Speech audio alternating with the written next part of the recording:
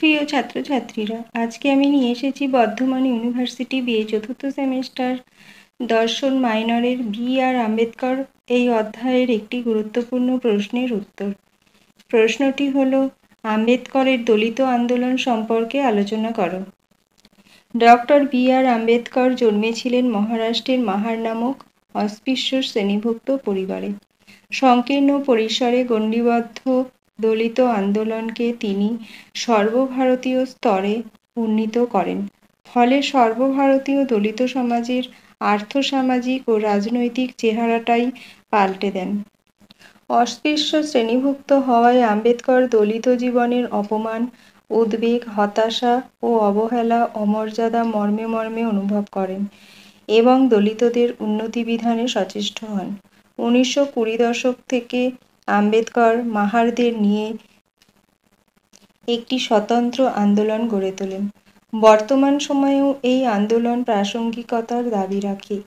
এই আন্দোলন প্রথম শুরু হয় মহারাষ্ট্রে জ্যোতিবা ফুলের হাত ধরে। পরবর্তীকালে ডক্টর বি.আর. আম্বেদকর এই আন্দোলনকে আরও তীব্রতা প্রদান করেন।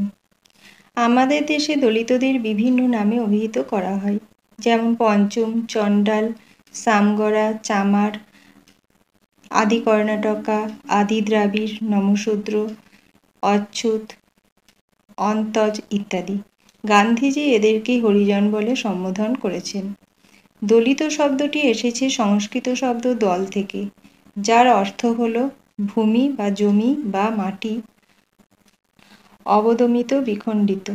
দলিত শব্দটি প্রথম প্রয়োগ করেন সত্যসাধক সমাজের প্রতিষ্ঠাতা জ্যোতিবা ফুলে।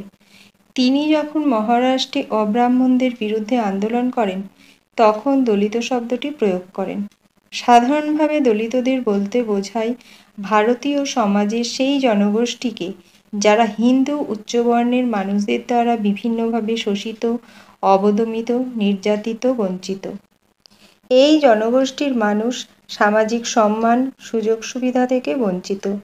সাধারণত এরা সমাজের সেই সকল কর্মে নিয়োজিত থাকে যাদের সামাজিকভাবে অমর্যাদাকর বলে মনে করা হয়। এরা যেন সমাজের সর্বনিম্ন স্তরের থেকেও নিম্নে অবস্থিত। এদের সর্বজনীন কোনো স্থানে যাওয়া, সর্বজনীন মন্দির, পুকুর, বিদ্যালয়ে যাওয়া নিষিদ্ধ। উচ্চবর্ণের মানুষ এদের ছায়া পর্যন্ত স্পর্শ করতে চায় না।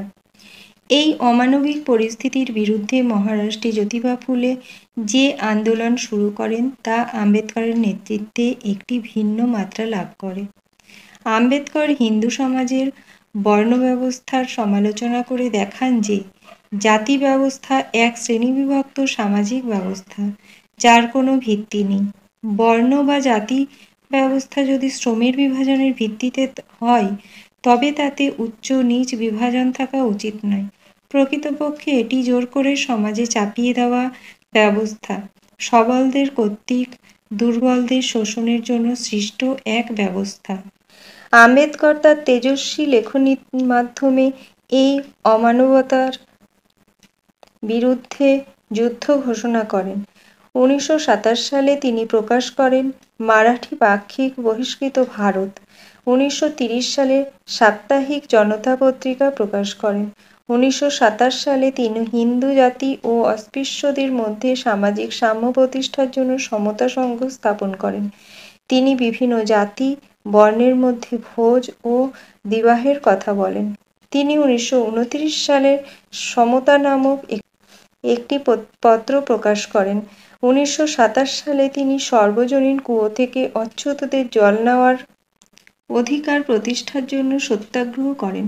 1930 সালে তিনি নাসিকের কালারাম মন্দিরে অচ্যুতদের প্রবেশের অধিকারের জন্য সত্যাগ্রহ করেন।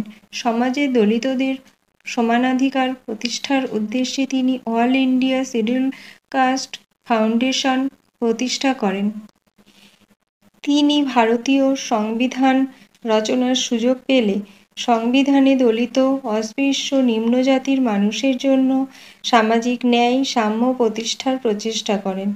সংবিধানে সমাজের নিম্নবর্গের দলিত শ্রেণীর মানুষদের সাম্য, সম্মান, মর্যাদা, সমান অধিকার প্রতিষ্ঠার উদ্দেশ্যে তিনি বিভিন্ন রকম পদক্ষেপ গ্রহণ করেন। এর ফলে আমরা সংবিধানের বিধিবদ্ধভাবে সমাজে পিছিয়ে থাকা নিম্নবর্গের দলিতদের জন্য গৃহীত বিভিন্ন ব্যবস্থা লক্ষ্য করে থাকি। তিনি সমাজের দলিত পিছিয়ে থাকা মানুষদের ন্যায় বিচার প্রতিষ্ঠার জন্য আজীবন সংগ্রাম করেছেন এবং তিনি চেয়েছেন সমাজের পিছিয়ে থাকা মানুষদের শিক্ষায় শিক্ষিত করে সমাজের অন্ধকার থেকে টেনে এনে জীবনের মূল স্রোতে ফিরিয়ে আনার। ভারতের স্বাধীনতার পর কংগ্রেস আম্বেদকরকে সংবিধান খসড়া কমিটির চেয়ারম্যান নিযুক্ত করলে আম্বেদকর ভারতীয় সংবিধানে দলিতদের অধিকার সুপ্রতিষ্ঠিত করেন। 1951 খ্রিস্টাব্দে তিনি ভারতের প্রথম আইনমন্ত্রী নিযুক্ত হন। 1956 খ্রিস্টাব্দে তার মৃত্যু হয়।